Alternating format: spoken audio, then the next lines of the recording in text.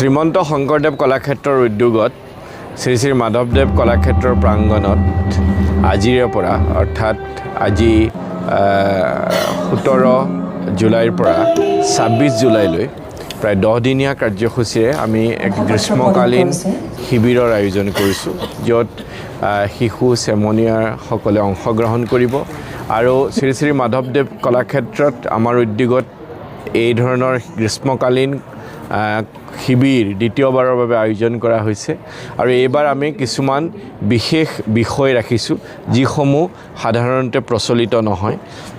তাৰ ভিতৰত বিশেষকৈ পুথিচিত্ৰ শিল্প, কহিলা শিল্প, মৃৎশিল্প, মুখা শিল্প, তাৰোপৰি বনগীত, দেশপ্ৰেমমূলক গীত, তিৱা জনগোষ্ঠীয় লোকনৃত্য, এনেধৰণৰ বিষয়সমূহক সামৰি আমি ভাবিছোঁ যে সাংস্কৃতিকভাৱে প্ৰসিদ্ধ এই বৰনাৰায়ণপুৰ তথা সমগ্ৰ উত্তৰ অসমৰ শিক্ষাৰ্থীসকলে এই শিবিৰত অংশগ্ৰহণ কৰি নিশ্চিতভাৱে উপকৃত হ'ব।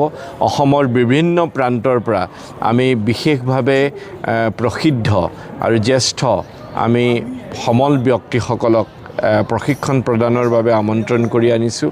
আৰু মই ভাবোঁ এই সুযোগ সকলোৱে গ্ৰহণ কৰিব লাগে। আৰু আমি আজি পৰ্যন্ত যি ধৰণৰ সঁহাৰি লাভ কৰিছোঁ, প্ৰায় 500 শিশু চেমনীয়াই ইতিমধ্যে পঞ্জীয়ন কৰিছে আৰু অভিভাৱকসকলৰো অভূতপূৰ্ব উৎসাহ।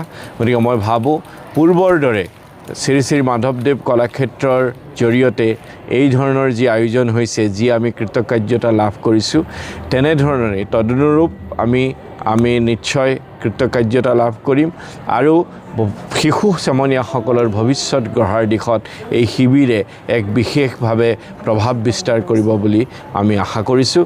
গতিকে সকলো ৰাইজকে, সকলো অভিভাৱককে তেওঁলোকৰ সন্তানসকলক এই শিবিৰত অংশগ্ৰহণ কৰিবৰ কাৰণে অনুপ্ৰেৰণা যোগাবলৈ আমি বিশেষভাৱে আগ্ৰহ কৰিলোঁ।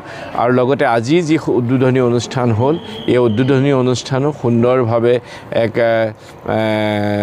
বিশিষ্ট ব্যক্তিসকলৰ উপস্থিতিৰে আয়োজিত হৈছিল আৰু সকলোৰে সঁহাৰি অতি সুদূৰ প্ৰসাৰী, সন্তোষজনক। গতিকে আমি আশা কৰোঁ এই শিবিৰ নিশ্চিতভাৱে সাফল্যমণ্ডিত হ'ব।